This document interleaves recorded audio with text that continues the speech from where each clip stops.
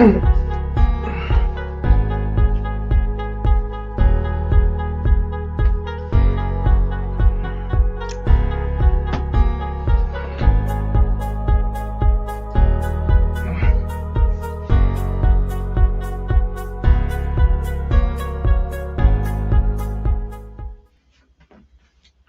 welcome to another version of Tomato Talk. That's right, top of mind advancement through obstacles.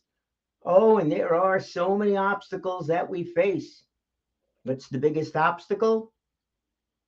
Well, sometimes it's our own self confidence, sometimes it's our own perception of us, sometimes and that's what we're going to be discussing today. We have a special guest appearance. You're going to love this one. But it's the appearance of you, but how do you, what your concern is about the way people perceive you. I've spoken to so many folks. I want to be a speaker. I want to stand up in front of a crowd of people, and they're so concerned about what people think. How do you get through the what people think? Well, the answer in the whole thing is you get people to give you opinions. The problem with that is something that we've discussed many times over. Where do you go to get advice from? You go to somebody who loves you, that spouse, your partner, your best friend, and you're like, oh, how did I do? Like, you did fine. It was great. You're really terrific. They'll never give you the information that you want. And the information that you want is you might want to improve over here. This was good. That could be better, and making that whole thing work. That is why I'm a big believer in Toastmasters. Because Toastmasters, if you give a presentation, the whole idea there is that you would give a presentation 5 to 7 minutes most of the time. As you get a little bit more advanced, they go a little bit longer. But the expectation at the end of it, the way the procedures are, the operational MO of Toastmasters is about to help us become better speakers. And how do you do that? By getting honest advice from our peers, from different people. Now, Toastmasters, the meeting is set up where you're getting feedback from one, if not all of the members, all of the people at that meeting. Depends upon how your club or how each club is set up. But if I were to give a presentation, a 5 to 7 minute presentation, at the end of that presentation, somebody would give me a verbal response, a verbal report, 2 to 3 minutes in length, about how I did. Then afterwards, I would get something in writing from them. This way I could keep it for my records. It would tell me the areas that I could improve upon, areas that I did well at, satisfactory, areas that I did really well at, and their own opinion as to where I can improve it. Maybe add a little less of this, a little more of that, as that goes. But that's the end effect. So you got to find your team, without a doubt. You want to become a better speaker, you have to find your team that's going to give you that feedback. But let's go back in time here a little bit. Let's go back to that question. Hey, I want to become a better speaker. Great. What do? Get up there and speak. Fantastic. Join a Toastmaster club? Great. Good. You go find a Toastmaster club to join. You do that. You go to take a class. Go to a Dale Carnegie. Dale Carnegie, same kind of structure, much more condensed. You have an instructor at the front and they teach you different techniques. You get the feedback and that whole thing. That's another way of going and doing it. Speaking to your trusted team. Trusted team. Not, oh, I love you team, but the trusted team that's going to give you feedback. It's another thing to do. Okay, but that's the end of the speech, isn't it? Is that the beginning? Perhaps you practiced in front of them. All right, that's good. We've done that a few times. If people that are giving a presentation for the first time want to get a bit more comfortable, that's good. But then that moment comes. That moment comes when you have to stand up and speak. So today, we're going to introduce you to this guy who's going to stand up and speak. So ladies and gentlemen, without further ado, we're going to change cameras over here. We're going to flip around to the guy that's going to stand up and speak. And I can tell you, if this whole thing works, I'm going to be pretty darn happy about the whole thing. And oh, there we go. Yeah, that's right. Ladies and gentlemen, It's actually me. Let's make sure I'm on camera. That's right. Let's put on a suit because, oh my God, I'm worried about how you're thinking about me. What do you think about the way I look? Put my jacket on. Collar's good. Collar's good. Yes, that's good. Both buttoned up. Flies in. All the rest of that. I should have done this before, but what if I didn't? Oh, now I'm up on stage and now we're giving a presentation. I'm standing in front of you. I'm standing in front of a group of 10, 20, 50, 100. Does it really matter? Does it truly matter how many people you're standing in front of? You're thinking, oh my, I know what I'm going to talk about, but how do I look? Am I good? My shirt's a little wrinkled. Oh, that's not good. I wonder if they could tell. Well, they're sitting 20 feet back, 50 feet back. This, of course, is an in-person audience. We remember those, right? Yeah, that's right. Well, it was nice to speak in front of you, but now I'm on camera. I wonder what's going on camera. Wait, let me take a look. Let's see how I look on camera. You got to remember now, folks, you've been brought up on stage. It's now your turn to speak. It's now your turn to connect with that audience. What are you thinking about? Are you thinking about the audience? Gosh, I just looked at the audience. It's a couch. I just looked at the audience. You're thinking about the audience? That's a good thing. Are you thinking about the content, those things that you want to talk about, the points that you want to make? Remember, you don't want to go too much. You don't want to go too little. You want to give enough. Oh, what about that handout? Is that all set to go? Or are you thinking about, oh my gosh, how do I look? Is my collar up in the back? Is it hanging over the top? Is this thing flipped up? What's going on with the rest of that? Now, I don't know about you, but we all have a certain amount of brain power. Maybe a little less brain power. But we also have a certain amount of brain power that we're utilizing when we get on stage. It has to be focused on. It has to be focused on the audience. Your content should come natural to you. The audience is what counts. You shouldn't be worried about how you look once you get on that stage. That's not it. What you should be worried about is the audience. What you should be worried about is if that person, not the front row, these are people that showed up, right? They showed up at your event. Some of them showed up because they were told. Others showed up because they wanted to. Others because, hey, you know what? It's a nice way to spend a Thursday evening. But those people in the front row, you see them right down there. I see them right there. Yeah, there they are. Hey, they got the notepads out. They're all set to go, man. They're their hand under their chin. They're ready. They're leaning forward a little bit. They got the body language thing going on. It's all good. It's all good. They may be so excited to see you. Your performance up here, your presentation up here could be mediocre. They love you. They don't care. That's a great audience. But that's not the people you want to try to impact, is it? They're already on board. It's those folks in the back room. It's those folks in the back room that really can't see whether or not your shirt is wrinkled. They really can't see if the collar is up a little bit. They can't see that you might be a little bit nervous and maybe you got a little extra redness going through your cheeks, or you get that little rash thing that pops up every once in a while when you get a little nervous, or maybe you got a couple of driplets of sweat coming down. But you want to know something? They can't see that. You can. You can. You could feel it within you on that. That's if you're standing in front of an audience, an in-person audience. Now, if you're standing in front of an audience or sitting in front of an audience and you're on a camera, what are you doing? You're not thinking about how other people see you because you can see you. So you sit there, you stare. It's like, oh my, is that what I look like? Did I tuck my shirt in? I didn't tuck my shirt in. But did I tuck my shirt in? Wow, they're going to think I'm a slob and the rest of that stuff. That, my friends, is all completely 100% a complete total distraction. Total distraction. You need to get away from that whole thing.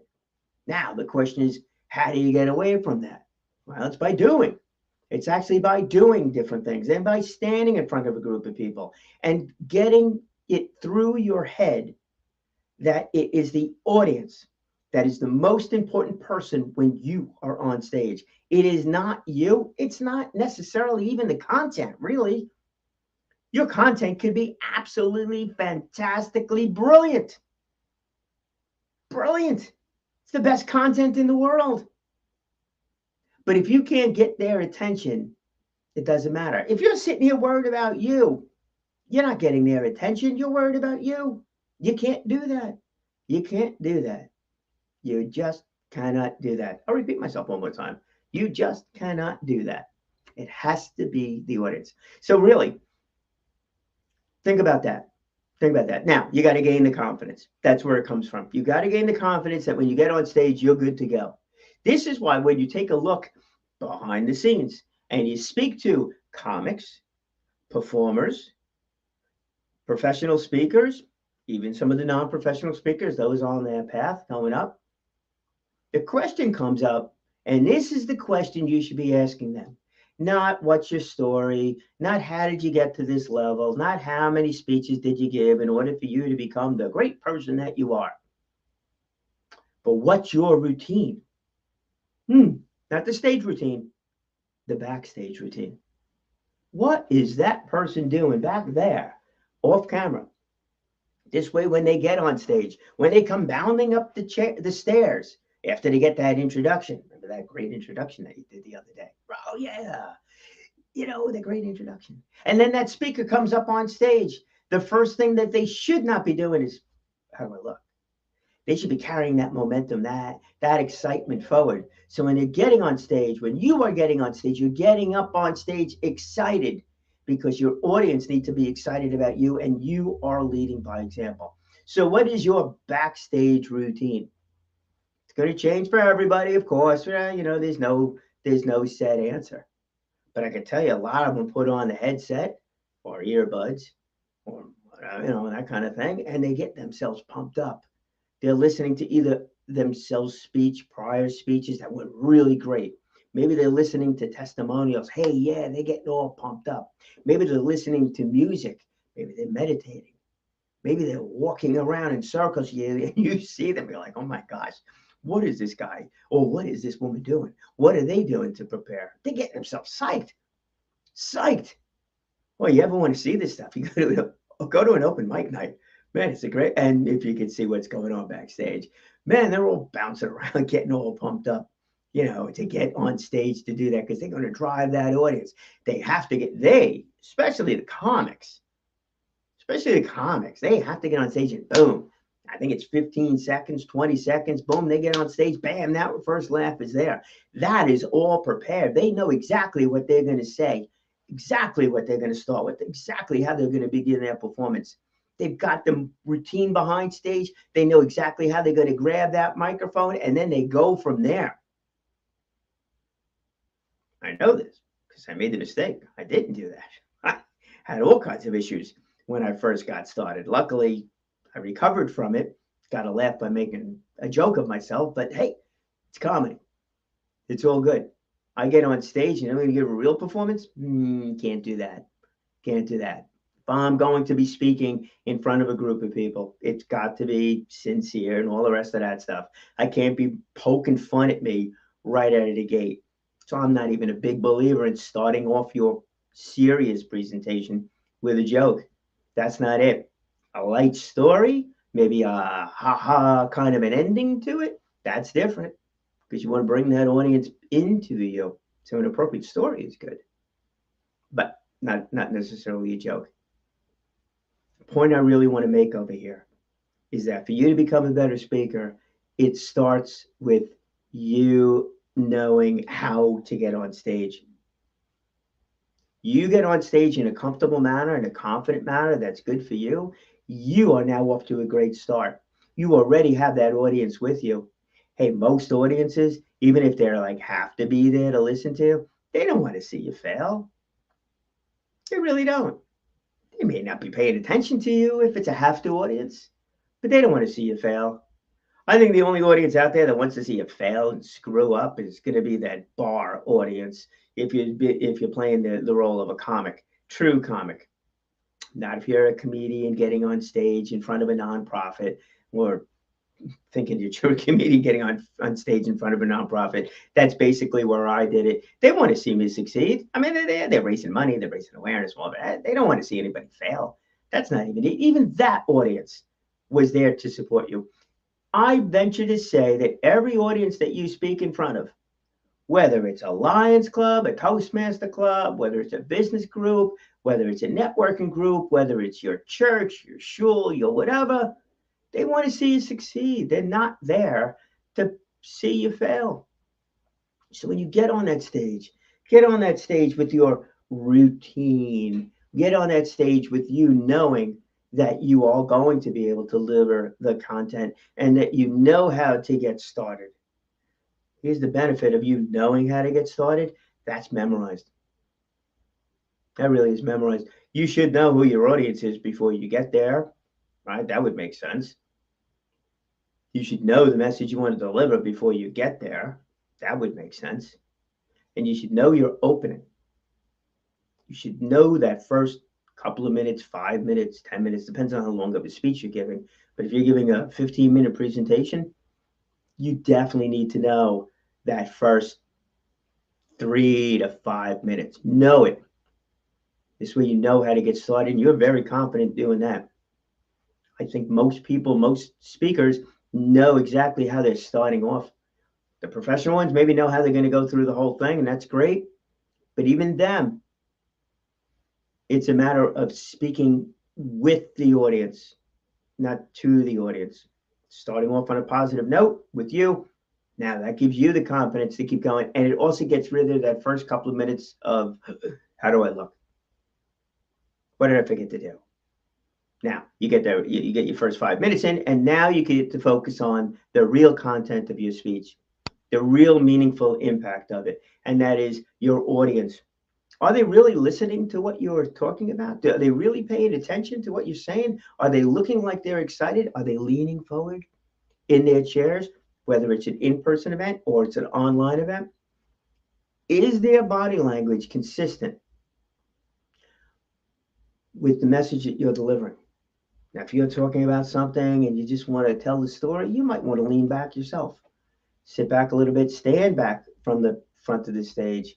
Let everybody relax a little bit. But when it comes time for you to make a point, you're going to walk up to the front of that stage. You're going to get a little closer to that camera. You're going to be the one getting closer to the audience, in person or online. It doesn't make a difference. But you want to see their reaction. You want to see them lean forward to get a little bit closer to you, whether they're leaning for a chair or online. Now, if you're really in tune with your audience and you're not thinking about you, that's the magical part of it. Because now here is when you ask a rhetorical question. If it's a big audience, it's rhetorical. If it's online, it's always rhetorical. Yeah, you don't want to wait for somebody to turn on their microphone, the rest of that stuff. And if it's a big audience, you don't necessarily want one person to start talking. You want the whole group to start talking, right? It's a different kind of question. But you want to see them embracing what you're talking about. And if they're not leaning forward, you're trying to make your point, that is when you have the ability to really become a great speaker, because that's when you could bring in your audience. That's when you could go and tell another story, or you could use another example. You could throw in some humor if you need to. Maybe it's self-effacing, maybe it's not, maybe whatever it is that's appropriate for your speech, your presentation, your audience. But that's where you become a great speaker. Right then and there. It's when that, believe it or not, that's when that obstacle comes up. I'm sitting there, I'm 10 minutes in, I got another 10 minutes. I know my ending. I know what I really want them to take away with it, but they're not paying attention to me right now. I've lost half the audience. You have to get them back now. It's almost like you're the one introducing yourself. Like, oh, the person introducing you. That person that's introducing you has to get that audience revved up. This way, when you take the stage, boom, you got the momentum going with you. If you're losing your audience in the middle and you got the big ending, the big takeaway, those three actionable ideas, and you've lost them in the middle, they're not going to pay attention to you in the end. So that's really where the crux of it is. That, I think, really, my friends, is really where you, if you really want to become a great speaker, it's that. How do you get an audience to pay attention to you again? First thing is for you not to pay attention to you and how you look and all the rest of that stuff, what you forgot. Forget about what you forgot. Second thing is that there's some other distraction that's in the audience that's going on. Make fun of it, poke fun of it, acknowledge it. You don't acknowledge it, they're going to have their minds over there acknowledging that, and they're not paying attention to you. If the lights stink, well, say the lights stink and then move on. If the ceiling tiles are falling down, there was one comedy event where that one was going on. But if the ceiling tiles look like crap and they're not really paying attention to you, pay attention to what they're paying attention to. Talk about the ceiling tiles. If you could tie it in with what your message is, even better. But talk about the ceiling tiles. Now all of a sudden you and them are back talking about the same thing again, even if it's not what you expected. But now you're aware of that. You are aware of what the audience is paying attention to because you could see it. You could see because they're not listening to you. They got their hands in their pocket, or they're leaning back, or maybe they've turned the darn cameras off and you don't even know what they're doing. Or they really are staring off at something. Well, you see their heads all dart in some direction. Don't ignore it. Use it. Use it. Or there was one presentation, the guy was presenting, and somebody leaned back and turned off the lights. Oh, it was great. He poked fun at that whole thing. He said, well, now I got your attention. You know what? It was good. Everybody smiled. Everybody got refocused, and boom, they were back paying attention again. Then he had him the rest of the way because he became almost like them. He was part of the group. He was part of the whole thing. He wasn't presenting to them. He was speaking with them. And that's where that difference lied. That's it. So you want to become a better speaker, couple of things that you need to do. One, got flat out know your intro. Flat out know the message you want to deliver in the end. You've got to know that stuff. Got to know that stuff. And the third thing, most important thing, is you have to pay attention to the audience, not you. So you have to get beyond how do I look? What's going on? Did I put myself together before getting on stage? Then pay attention to that audience. You may not pay attention to them in the beginning because you've got your thing together. You've been introduced, you're jumping on stage, you're there, you're great. You speak for 3 to 5 minutes because you got this thing down pat is what you do, making eye contact with everybody, doing that whole thing. And then after you get done with your opening monologue, we'll call it, your opening comment, your opening story, then you best do what you really should be doing. And that's paying attention to the audience, reading their body language, seeing how they're leaning forward, leaning backwards, seeing what they're doing with their hands, seeing what's going on, seeing if they got the camera on, seeing all the rest of that stuff. And then figure out a way for you to use your story, use yourself, use the situation in order to bring them back to you. And when you can do that, and when you really, really have them, then go into your close. Then go into your big actionable close idea. And even if it's a few minutes shy of your mark, yeah, 15 minutes to speak, 30 minutes to speak, whatever it is. But if you're pretty darn close to it and you end early, nobody's ever going to complain about that. Nobody ever will. So if you really have them in the palm of your hands, in that middle section over there, something really brought it in, and you're able to go into your close at that point in time, your big push in the end, and do it. Do it. Because once you have them, you have them. You got to pay attention to the audience. And it doesn't matter if it's in person or online when it comes to that. Does not matter. When it comes to you, understanding what's more of a distraction to you, whether it's in person or online, it really should make a difference. So here's the helpful hint when it comes to that. If you're the one presenting, well, you're in person, you can't see yourself. Go in the mirror, check, have somebody take a look at you, make sure you're all buttoned up, you got everything covered that should be, your microphone wire is not hanging out, any of that stuff. Also not wearing any jewelry that hangs down that's going to bounce around or jingle, that's going to hit the microphone and make a distraction. This way you don't touch that mic. You don't want to touch the mic. You touch the mic, well, if your hand touches it, it makes a sound. That's not good. If your hand touches it too much and it falls off, that's not good. I've seen that happen too. And if you got jewelry on, necklaces or whatever that's jingling around, they're listening to your necklace, not you. Have somebody go take a look at that thing. Do your routine before you get on stage. And then when they introduce you, nail it. Nail it. Just keep that momentum going because you know the person introducing you, they're going to do a great job.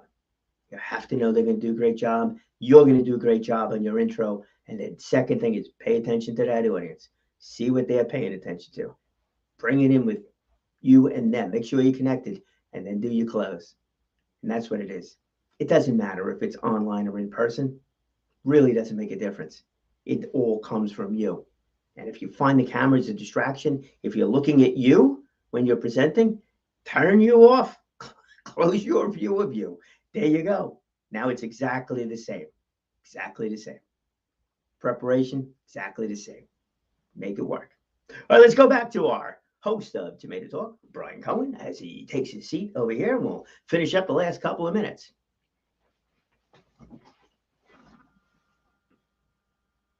Switching webcams right now, and we are back.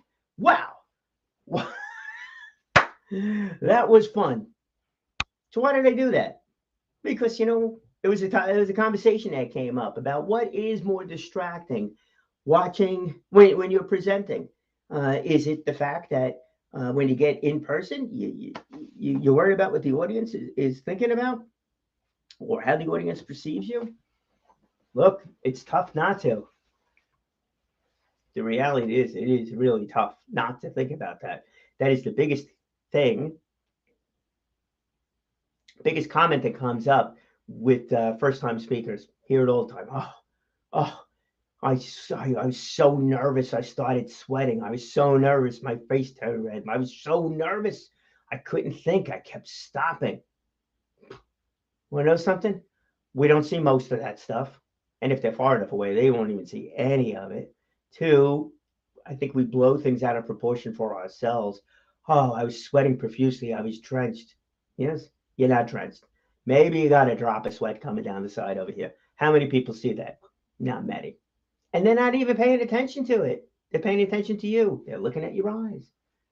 They're looking at your body movement, the rest of that stuff. They're not looking for one drop of water coming down the side over here. They're not doing that. You can't focus on that. So, and again, I know I'm going to say you just need to, and that word just is kind of annoying, isn't it? Well, it is an annoying word. Keep on practicing. Keep on getting up there, getting the feedback. Videotape yourself. This way you can see what's going on and get honest feedback from people. This way you can improve upon those things. But know that the confidence building has to come from you. Not going to come from anybody else. It's got to come from you. So figure out a morning routine. Your morning routine is part of it too. But figure out a routine that you need to do before you get on camera. So I kind of do the same thing over here. I got some sort of a routine, that I do. But I'm comfortable if I screw up on this. That's fine. If I'm standing in front of an audience, if I'm going to get on a stage, a little different. It's not that I'm not comfortable, but I don't want to be poking fun at myself to get started. That's not really it. I'm showing up as the person who's got knowledge of something. Or if I get back on a stage someplace, at a comedy stage or anything like that, if it's humor, if it's funny, if it's comedy, it's one thing. If it's, I just made a mistake, tripping up the stairs or something like that, that's it. If I start off with thinking about what I want to say, I lost the audience. Yeah, it can't be. Whether it's his presentation or comedy, it doesn't make a difference. So start off confident and then go from there. And if you need to turn the camera off, this way you're not looking at you when you're presenting online, do that. That's fine. Or put up a PowerPoint presentation or something. This way you're looking more at the PowerPoint presentation than anything else. And it's a little different with watching people on when everybody's online with a Zoom call. I fully get that. But still that information is there. That body language can still be picked up. And do that. Some people do little polls in the middle to keep everybody engaged. You know what? That's a prop. It is a prop. Sometimes a poll does make sense to do. This way you want to know what everybody's thinking about or how they think about some idea, things like that, especially if it's a business meeting. But beyond that, don't rely on doing a poll just to keep the audience there. That's not it. Really, no, it's you. It's always you. It's you. It's your sincerity, your credibility, your enthusiasm. It is you that connects with the audience. Make sure that you have the confidence to connect with the audience, not the concern about to think about yourself next time you present, next time you speak well, next time you speak often, and show everybody what it's like to live inspired. Have an incredible day again, my friends, and we will do this again tomorrow. Have a wonderful one.